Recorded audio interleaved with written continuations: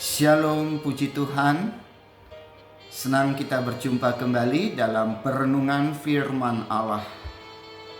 Mari kita persiapkan hati kita berdoa. Bapa Surgawi, kami sungguh bersyukur dan berterima kasih oleh pengorbanan dan penebusan Tuhan kami Yesus Kristus yang boleh memperjumpakan kami dengan Engkau, dan juga untuk setiap pimpinan, campur tangan, pendampingan dari Allah Roh Kudus dalam setiap pribadi kami sebagai orang percaya, sehingga hati kami boleh terus diterangi oleh kebenaran firman-Mu, dan kami boleh terus berlangkah bersama dengan Tuhan untuk mencapai apa yang menjadi tujuan Allah bagi setiap kehidupan kami. Berkenanlah Tuhan menyapa kami dengan kebenaran firman-Mu pada saat ini, dan kami membuka hati siap untuk dibentuk dan melakukannya dengan sepenuh hati kami. Dalam nama Yesus Kristus kami berdoa. Haleluya.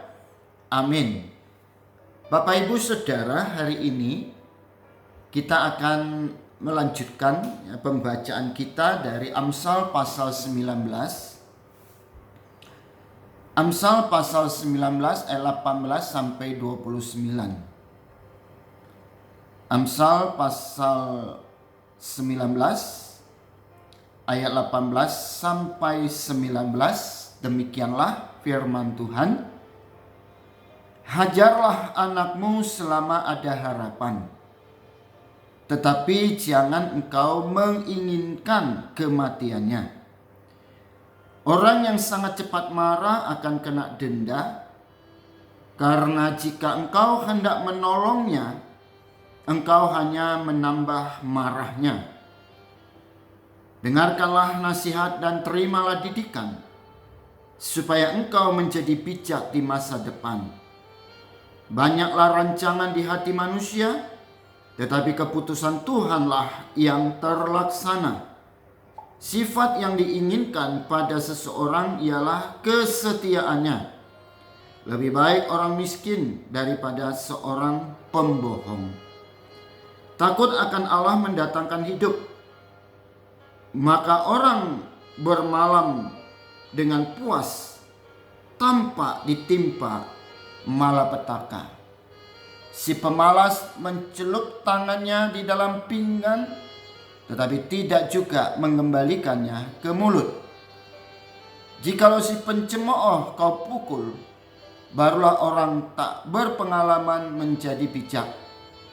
Jikalau orang yang berpengertian ditegur, ia menjadi insaf.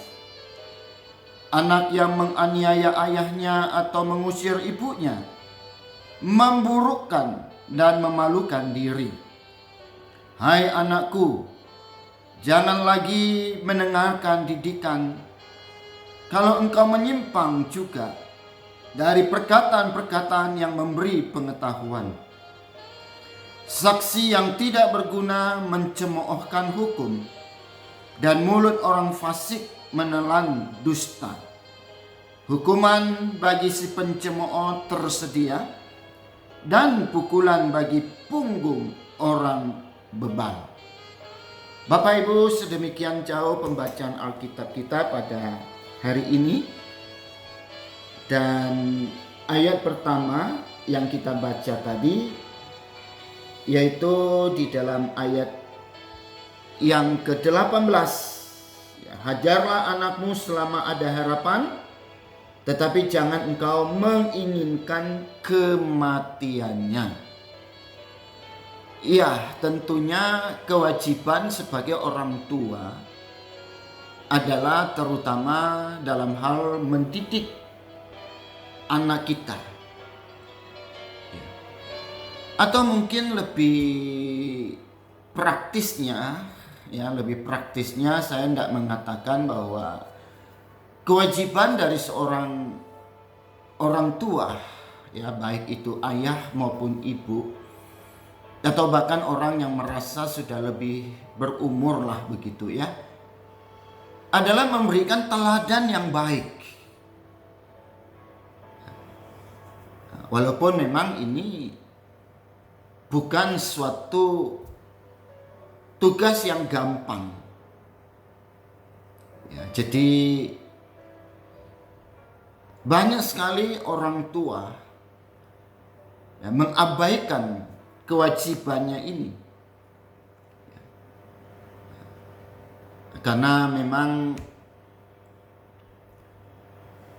ada banyak perubahan dalam kehidupan di dunia ini. Dan kita juga nggak bisa ya, mendidik anak-anak kita sekarang dengan pola bagaimana orang tua kita dulu mendidik kita. Karena kita harus mendidik setiap anak-anak kita itu sesuai dengan zamannya. Jadi istilahnya ya karena perubahan ya, perubahan dalam struktur kehidupan keluarga. Ya pada umumnya waktu kita sebagai anak-anak pada waktu itu ya yang mencari nafkah keluar itu ya ayah. Nah, tapi karena ada perubahan ya, apakah itu kebutuhan, tuntutan dan sebagainya ya saya berpikir itu semua juga tidak boleh menganulir. Ya, tidak boleh menjadikan sebuah alasan untuk kita lepas tanggung jawab mendidik anak-anak kita. Ya, jadi semisal kita lihat sekarang ya banyak keluarga yang kedua orang tuanya itu harus mencari nafkah lah ya. Nah, dengan alasan kalau cuma satu nggak cukup itu loh. Nah, padahal jelas Alkitab berkata ya cukup atau tidak cukup, cukupkanlah dirimu dengan apa yang ada padamu. Ya, tapi karena kita memaklumi juga ada ya banyak pola konsumtif yang sebenarnya bukan menjadi kebutuhan tapi hanya sekedar keinginan. Dan saya percaya kalau itu adalah kebutuhan maka Allah kita ya, akan memenuhinya. Ya. Tapi kalau itu hanya sebuah keinginan, apalagi keinginan untuk menjadi sama seperti orang lain, maka itulah yang akan membuat kita kalang kabut istilahnya. Nah, jadi bayangkan kedua orang tuanya seharian tidak ada di rumah dan anak-anak dipercayakan kepada siapa? Nah, dan Bapak Ibu tahu sendiri. Anak akan menjadi seperti siapa yang mendidik dia. Karena anak adalah pencontoh yang baik. Peniru yang baik. Nah, jadi banyak sekali kasus-kasus muncul dalam keluarga. Nah, pertanyaan saya secara sederhana, apakah kita lebih menyayangi anak kita sebagai pusaka yang dikaruniakan Tuhan kepada kita, atau kita lebih mengasihi dunia dengan segala keinginannya? Nah, ini perlu kita renungkan ya. Jadi karena kita merasa ya, kita nggak bisa mendampingi anak-anak, mendidiknya, sehingga kita kompensasi dengan apa? Dengan memanjakannya. Ya. Kita mengikuti saja maunya anak. Yang penting dia tidak ganggu kita. Ya. Nah, kalau ini yang terjadi, nah, inilah yang disebut dengan kita sedang mempersiapkan generasi-generasi strawberry. Tahu strawberry? Gampang busuk. Ya, gampang rusak. Ya. Nah, belum lagi karena persoalan pekerjaan di kantor dan sebagainya. Kadang-kadang orang tua pulang sampai di rumah sudah lelah, letih, lesu. Maka mereka tidak lagi mampu berbicara dengan anak-anak dari hati, tapi mereka hanya mengumbar emosi. Nah, betapa bonyoknya anak-anak kita itu. Nah, dalam pembacaan kita pada hari ini, Amsal memberi kita 3 tindakan wajib yang harus dilakoni oleh seorang tua agar anak-anak kita bertumbuh menjadi seorang yang bijak dan memiliki masa depan. Yaitu pertama, nasihat.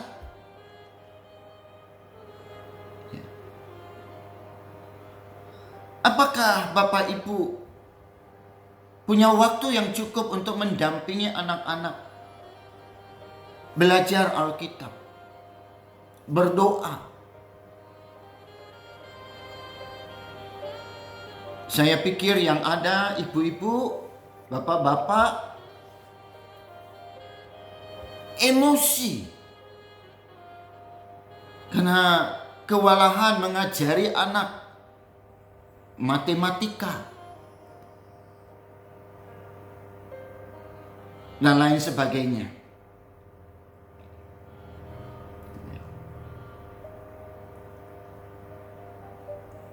Apakah kita juga hanya sekedar merasa anak kita butuh ilmu, pinter, tapi kita tidak mendidik anak kita dalam soal karakter, kesabaran, kasih, kemurahan, kebaikan?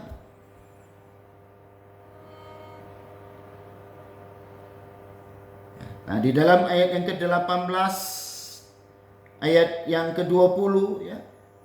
Hajarlah anakmu selama ada harapan, tetapi jangan engkau mengingini kematiannya. Dengarkanlah nasihat dan terimalah didikan, supaya engkau menjadi bijak di masa depan.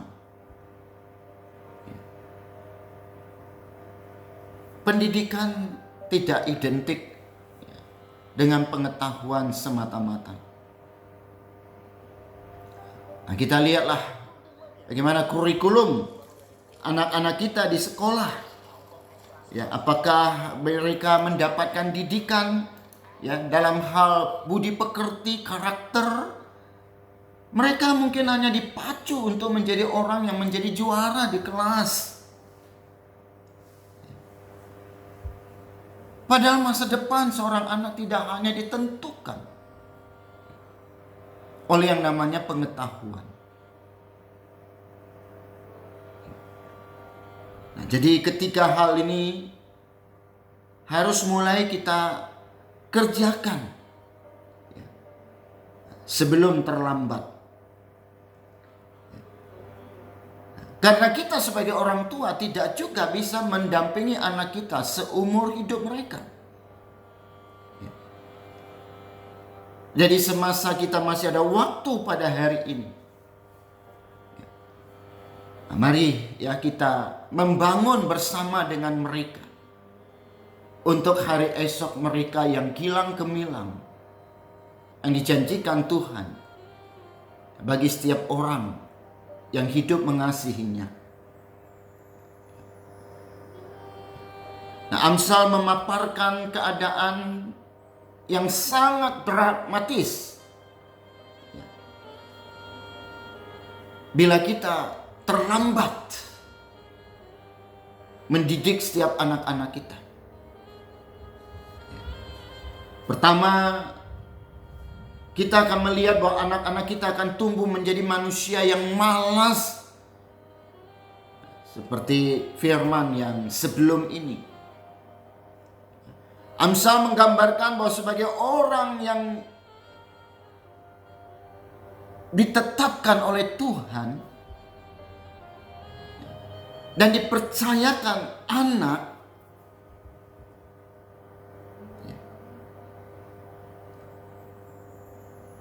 maka marilah kita laksanakan tugas kita dengan benar, ya, supaya apa yang dikatakan di dalam pengamsal ini dalam ayat 24, dijauhkan Tuhan dari setiap keturunan kita, yang dimulai dari diri kita tentunya.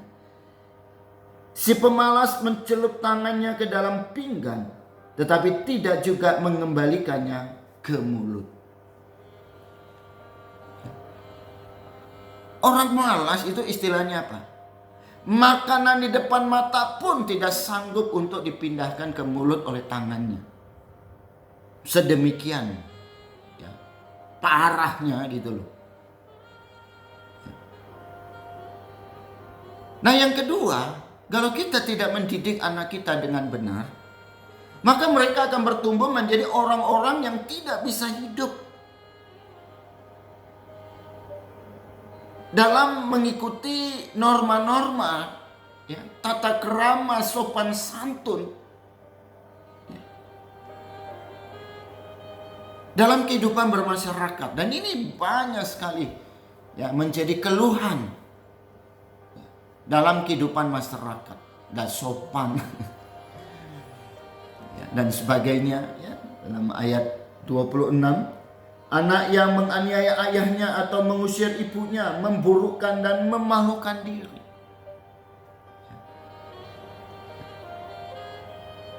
Dan cobalah bayangkan Bapak Ibu Saudara, bagaimana anak kita memiliki masa depan dengan dua, ya, situasi keadaan, ya,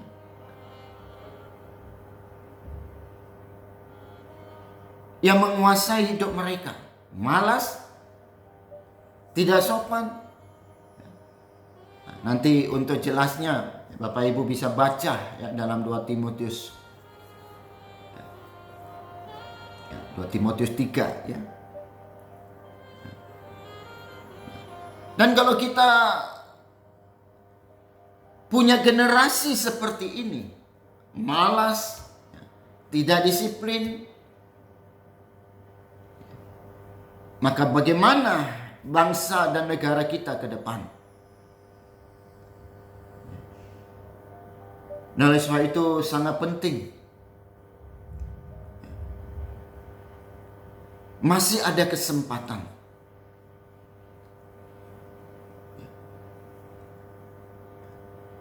Jangan kita takut. Ya, banyak orang tua takut sama anaknya.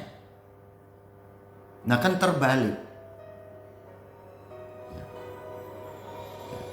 Kita juga tidak harus menjadi orang tua yang menjadi momok bagi orang tua, bagi anak kita.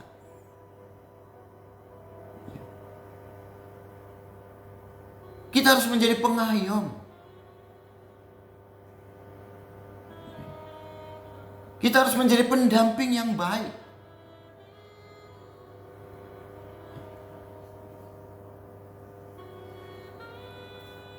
Oleh sebab itu kita harus membangun komunikasi.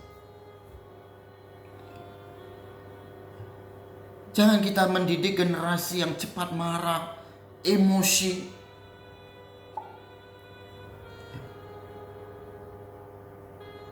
Dan kita mau coba menaklukkan mereka dengan emosi juga. Dan itu bukan solusi. Jadi anak juga harus diberi kesempatan untuk mempelajari sikap dan tindakan kita sebagai orang tua. Maka marilah kita menciptakan suasana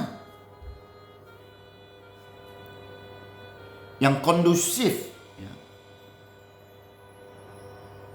sehingga anak merasa tenang. Coba tanya semua anak-anak yang bandel, ya, mereka yang kerap membuat masalah di masyarakat. Coba tanya, bagaimana kondisi kehidupan di tengah rumah tangga mereka? Mungkin mereka terkengkang di rumah, mereka lampiaskan di luar. Dan hati-hati Bapak Ibu, jangan pikir anak-anak kita itu baik-baik saja. Ya. Karena mereka punya dunia sendiri. Yang harus kita pahami.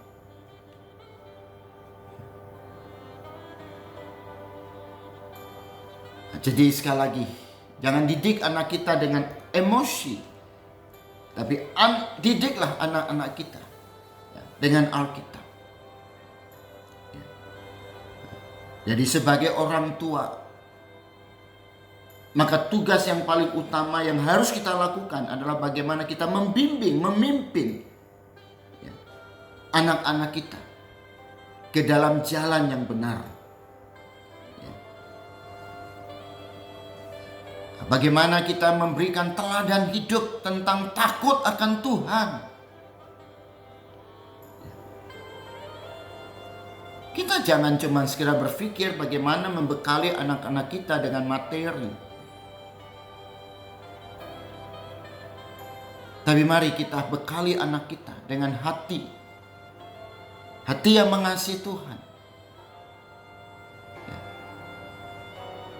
Nah, kiranya Tuhan akan tolong kita di masa-masa yang berat ini.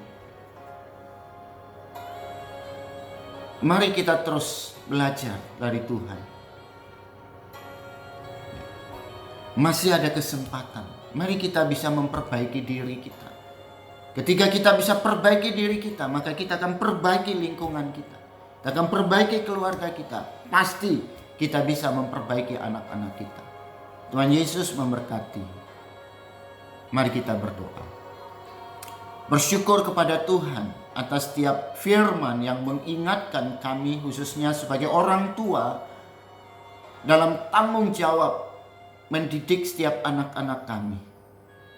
Beri kami kesabaran. Beri kami Tuhan hati yang sungguh mengasihi setiap karunia Tuhan. Sebagaimana kami mengasihi Tuhan.